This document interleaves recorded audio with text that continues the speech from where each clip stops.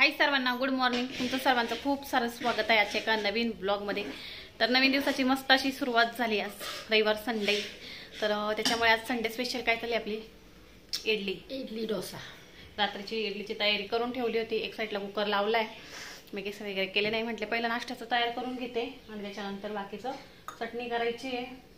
इडली होती, ते चहा उकळतोय आणि आता पहिलं चटणीसाठी लागणारी तयारी करून घेते. बाकीचे माणसं नाश्त्याला उठले. जास्त बोलत नसता डायरेक्टली कामाला सुरुवात करते, नाही तर पुन्हा ओरडारडा होतो किती लेट झालं असं.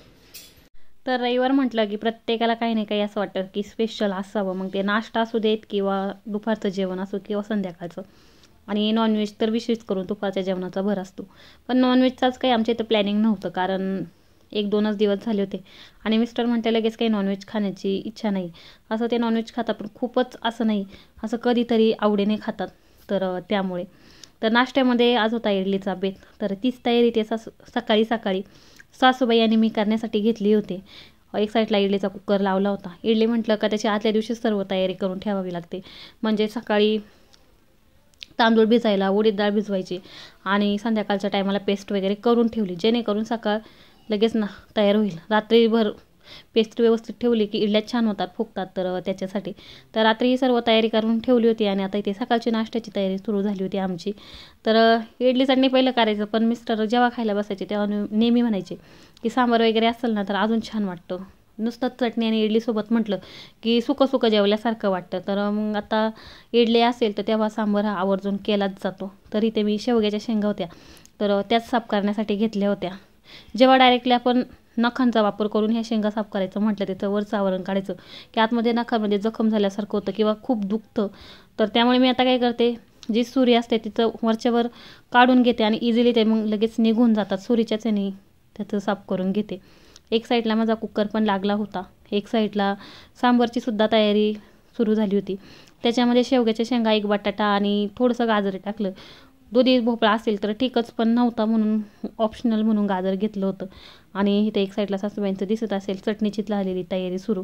शेंगदाणे वगैरे साफ करून घेतले होते. बाकीच्यांच्या अजून काही आंघोळ्या वगैरे झाल्या नव्हत्या. आणि त्याच्यामध्येच आज अंगणवाडीचा जो ग्रुप आहे तिकडनं मेसेज आला होता की लहान मुलांचा पोलिओ डोस आहे, तर 10-11 वाजता या म्हणून. तर ते पण आवरायचं होतं. म्हणजे बऱ्यापैकी आता इथे नाश्त्याची तयारी, चटणीची तयारी चालली. एक साईडला कुकर लावून ठेवलाय सांबारचा. 2च साईडला गॅस असल्यामुळे असा प्रॉब्लेम होतो. खूप दिवस चाले म्हणते नवीन गॅस घेईल. बघू आता कधी होईल. इकडनं सगळं उजेड येतो सकाळच्या टाईमवरती, त्यामुळे व्हिडिओ ब्लर येते. कधी पॉसिबल होते नवीन गॅस घेणं काय माहिती. ते न्यायचं नाही, पण ॲक्च्युली गॅस खूप छोटे भेटतात. खूप दिवसांचे झाले ते, तर बरेच दिवस चालले घ्यायची. बघू आता काय कधी योग येतोय. काही ना काही सारखं चालूच असतं. आता लग्न आले तर लग्नाची स्वतः शॉपिंग करताना होईल. तर सकाळचा इडलीचा घातलेला गोंधळ आणि त्याच्यामध्ये 2च साईडला चालू असल्यामुळे खूप जास्त प्रॉब्लेम होतो. म्हणजेच एक साईडला आरवीचा नाश्ता करायचा होता, एक साईडला चटणी करायची होती, त्याच्यानंतर सांबार तयार करायचा होता. त्यामुळं एक होईपर्यंत थांबून राहावं लागत होतं. तर तेव्हा असं वाटलं की गॅसची कुठेतरी अजून एक कमतरता आहे. दुसरं असं आमचे जे गॅस आहे ते खूप कमी पेटतात, म्हणजे त्याचा जाळी पूर्णपणे लागत सुद्धा नाही भांड्याला. तर खूप दिवस चालले घ्यायचं, पण असंच काही ना काही कारणाने राहून जाते. कधी तब्येत बिघडली, ते दवाखाना आणि बाकीच्या गोष्टी, तर त्यामुळे आणि आता लग्न, तर ह्यामुळे राहून चालले. तरी प्रयत्न करेल लवकरात लवकर घेण्याचा. खूप इच्छा म्हटले घेतली तर व्यवस्थितच घेईल, पुन्हा लवकर घ्यायचा ताप नको. तर त्यामुळं म्हणून थोडंसं होल्ड केलं आहे गॅससाठी. तर आता इथे माझा इडलीचा कुकर पण लावून झाला होता. म्हणजे तिन्ही बाजूला कामं चालली होती असं म्हणावं लागेल. फक्त थांबून राहत होतं तर गॅससाठी. तरी आरवीचा नाश्ता, इडली तिचा प्रयत्न केला खायला घालण्यासाठी, पण त्याने काही इडली खाली नाही आणि छान इडल्या झाल्या होत्या. जी तांदूळ आणि उडीद डाळ सासूबाई अंदाजाने मला काढून देतात, ती भिजायला टाकून संध्याकाळची पेस्ट करून ठेवते आणि त्याच्यामध्ये फक्त सोडा मीठ एवढंच, फारसं काही वेगळं काही घालत बसत नाही. इडल्या पण छान होतात, म्हणजे असं एकदम सॉफ्ट होतात, मुलायम म्हणतो आपण, तर तसं खाण्यासाठी. तर त्याच्यानंतर दुसरा कुकर लावण्यासाठी घेतला होता. आणि तुमची पण लहान बाळा असेल तर तुम्ही पण पोलिओला घेऊन गेले होते की नाही डोस देण्यासाठी, तर कमेंटमध्ये नक्की सांगा. हे एक बरं आहे की अंगणवाडीचा ग्रुप असल्यामुळे लगेच सांगितलं जातं की अशा दिवशी पोलिओचा डोस आहे, किंवा इतर कुठली इंजेक्शन असेल. मध्ये एकदा जाताची गोळ्या देणार होत्या, तर ते पण गोळ्या, म्हणजे सर्व अपडेट लगेच भेटतात. जे लहान मुलांना खाद्य वाटप होतं, धान्य वाटप, तर ते सुद्धा एकदा मेसेज पडला ग्रुपवरती की प्रत्येकजण घेऊन येतो. आता त्यातल्या काही वस्तू वापरल्या जातात, काही वापरल्या जात नाही. तो भाग वेगळा राहिला, पण आवर्जून वेळच्या वेळी अपडेट दिल्यामुळं लगेच समजून सुद्धा येतं जाण्यासाठी आपल्याला.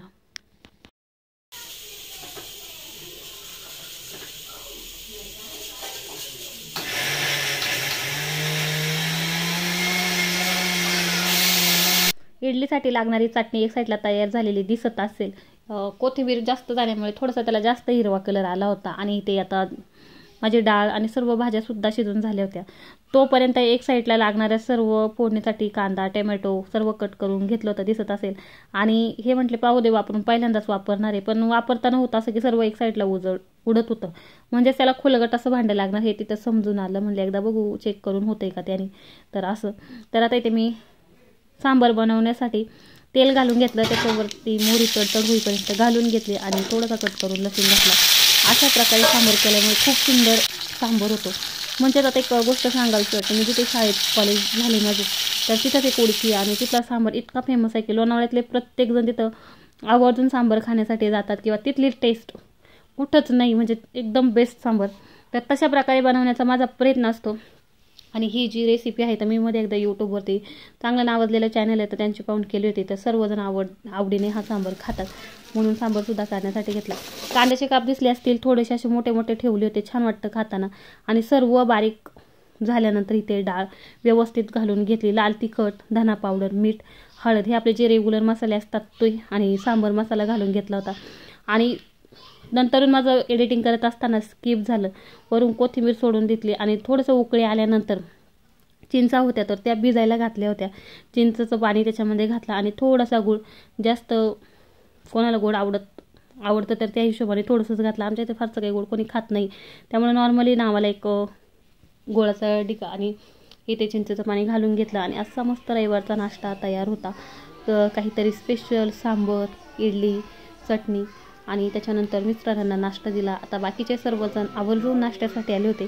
कधी कधी असं वाटतं बरं वाटतं वेगळं काहीतरी. आणि त्यातल्या त्यात इडली म्हटलं तर सर्वांचीच आवडती घरातली, मग ते मिस्टर असू सासरे असू सर्वांनाच आवडतात. सासूबाई मी पण आवडीने खाते.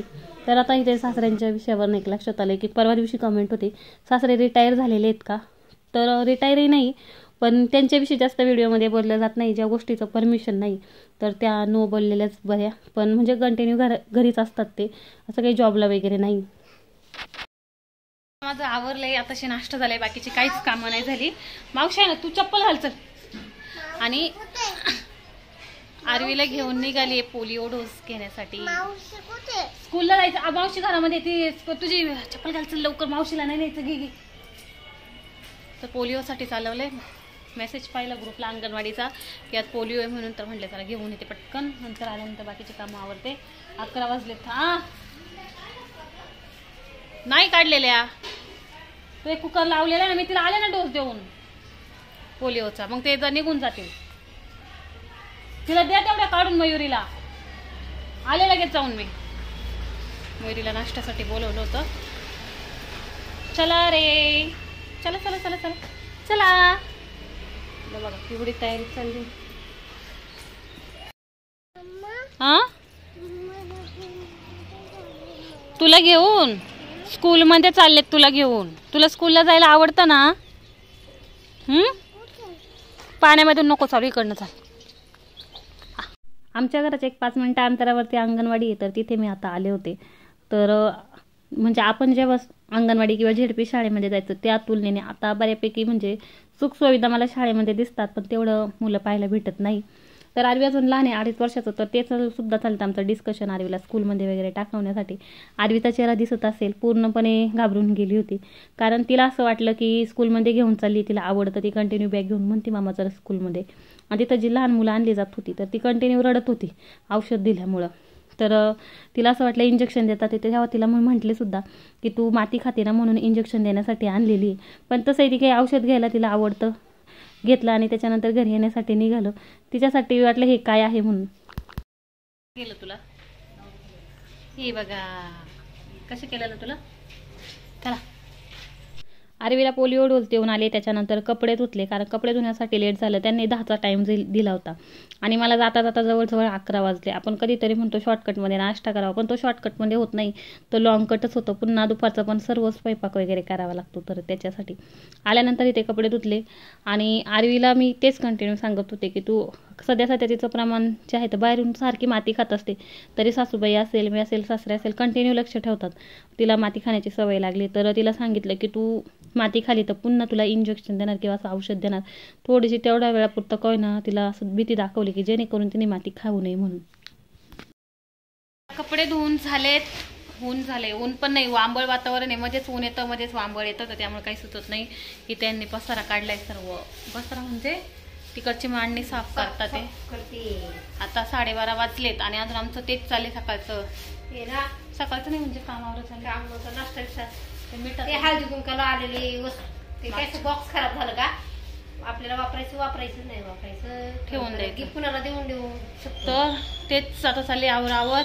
पुन्हा श्रीकांतच्या बस्त्याची तयारी, तर तेच डिस्कशन चाललंय, कुठे जायचं, काय जायचं. पिंपरीला एवढे जायचं म्हटलं तर खूप अवघड होते, कारण एवढे लोक न्यायचं म्हटलं तरी, कारण प्रत्येक घरातून एक माणूस जरी म्हटलं तरी. तर तेच म्हटले बघू आज लोणावळ्यात जाऊन साड्या कशा काय वाटतात ते नुसतं चेक करून येते, मग त्याच्यावर सांगते की कसं होईल काय होईल. तर ते तर आता गुड इव्हिनिंग. आता 6:15 वाजले, दिसतच येईल 6:15 झालेत आणि आता डायरेक्टली व्हिडिओ शूट करण्यासाठी घेतली आहे. ते सासूबाईंनी काढले दुसरंच काम. आता सासूबाईंची एक कामं चाललेलीच आहे. स्टँड माझा आरवी कधी कधी धाडकन आपटते, तर तुटण्याची पण भीती राहते. त्याचं 2 स्टँड असेच तोडले तिने. दरवाजा लावून घेते, मच्छर खूप येतात त्या टाइमचे.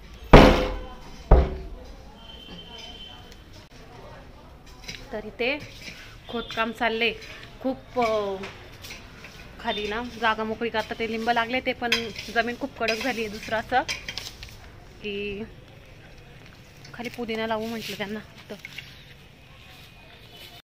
होती का मोकळी? सगळे दगड गोटे काढायला लागतील त्यातले. ते काढून टाका, ते पण झाड काढून टाका.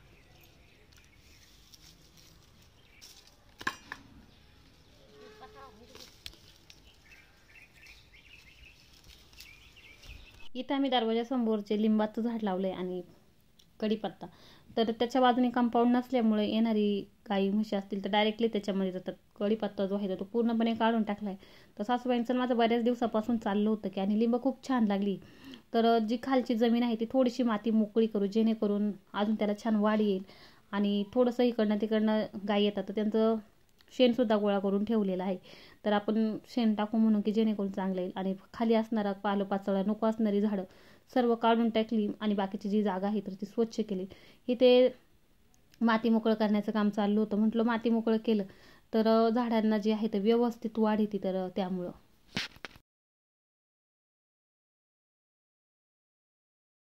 पुदिना आणलाय, तर तेच पाहतो ते युट्यूबला पुदिना कसा लावावा. तर नॉर्मलीच अशा काडे घेऊन लावतात ते वाटतं, कारण मुळ्यांपासून कुठे भेटणार. तर येतात म्हणतो तसं. तर बघू आता हा लावून. 7 वाजले, स्वयंपाक करायचा अजून, तर लावून घेते पटापट. तर सकाळी साठी लागणारा पुदिना घेऊन आलेले होते.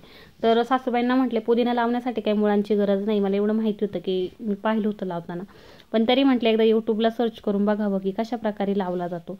तर आम्ही पहिलं जी पानं होती ती सर्व पुदिन्याची काढून घेतली, कारण काही करायचं असलं की घाईने जावं लागायचं दुकानामध्ये आणि पुदिना घेऊन म्हटले पाऊल लावून तर येतोय का, थोडीशी जागा आहे जमिनीत. तर त्यामुळं तर सासूबाईंना घेऊन यायला सांगितलं. आमच्या अगोदर आरवीचीच घाई होती जाण्यासाठी आणि जमीन खोदल्यानंतर त्याच्यावरती पाणी मारून घेतलं होतं आणि त्याच्यानंतर ज्या काड्या होत्या त्या अशा केल्या होत्या मोकळ्या. सर्व पानं काढले आणि अशा प्रकारे काड्याकडे मोकळे केले होत्या. आता काय माहिती येतोय की नाही, तर ते येईल की नाही ते सांगेलच आता येणाऱ्या टाईम बरोबर. तर तोच इथे लावण्यासाठी घेतला होता. 7 वाजले होते, बऱ्यापैकी स्वयंपाकाला लेट झाला. दोघींनी मिळून आम्ही पुदिना लावला आणि त्याच्यानंतर पुढे स्वयंपाक करण्यासाठी घरामध्ये आले. तर आता आमचा स्वयंपाक झालाय. आता दोघी जणी जेवण करून घेणार. अजून बाकीचे कोणी आले नाही म्हणतात. आतापासून मी ठरवले स्वयंपाक झाला दोघींनी जेवण घ्यायचं, कारण एक दिवस असेल तर माणूस वेट करू शकतो. रोज 11 वाजता हा मग आपलं आता जेवायचं. पुरुष जेवण त्यातून भांडी घासायची, माणूस सगळे आजारी पडायचे. त्यामुळं आता ठरवलं आम्ही दोघींनी स्वयंपाक झाला की दोघींनी जेवण घ्यायचं, निवांत बसायचं, येईल त्याला वाढायचं, जेव्हा येईल तेव्हा येईल. आता पर्याय नाही, कारण की आपण कशाला आपली भूक आपली भांडी बिंडी सगळी घासून ठेवायची, ते नंतर येतील त्यांची सकाळ भांडी घासता येईल. मग आता काय करणार, रात्रीचे 11, 11:30, 12 वाजता पूर्णपणे. तर आता मस्त जेवण झालंय व्हेज मध्ये आमचं सर्व. काय बोलायचंय तुम्हाला? काही नाही बोलायचं, आता जेवण घ्यायचंय पहिलं. घ्या ना. वडी, चपाती, भाकरी, गवारीची भाजी आणि वाटाणा मटरची भाजी. आमटी. तर जेवण करते आणि नंतर राहिलेली माझी कामं आवडते आधी शांत. तर असं आमच्या दोघींचा घरामध्ये चाललेला कंटिन्यू गोंधळ. इथे जेवण चालू होतं, छान अशी कोथिंबीर वडी, कणीची भाकर, त्यानंतर चपात्या, प्रत्येकाच्या आवडीनुसार जेवण. इथं मस्त असा गरम गरम इंद्रायणीचा भात आणि इथे वाटाणा बटाट्याची रसाभाजी. गरम गरम भात आणि रसाभाजी असेल इंद्रायणीचं तर खायला खूप छान लागतं, एकदम पोटभर जेवण होतं. त्याच्यानंतर इथे गवारीची सुद्धा भाजी केलेली होती. तर असा आजचा आमचा गेलेला दिवस, आज केलेला स्पेशल इडली स्पेशल संडे. तर चला बाय, आजचा ब्लॉग इथंच एंड करते. भेटूया पुढच्या नेक्स्ट छानशा ब्लॉगमध्ये. Bye bye.